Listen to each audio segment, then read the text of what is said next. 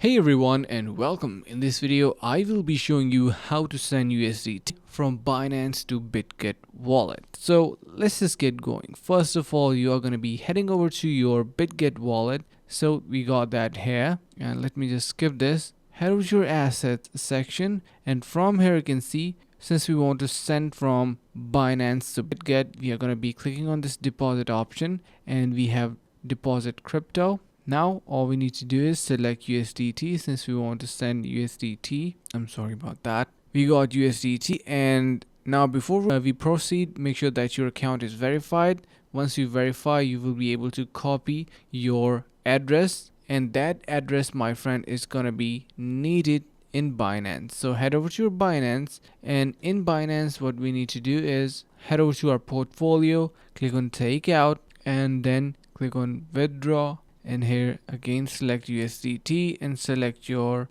address section. Paste in here that address, long press and paste that address. Once you do, you can see we are going to be selecting our network Tron 20 and selecting the amount that we want to send. Finally, click on this withdraw option and your process is completed. So that's how you can send USDT from Binance to Bitget wallet.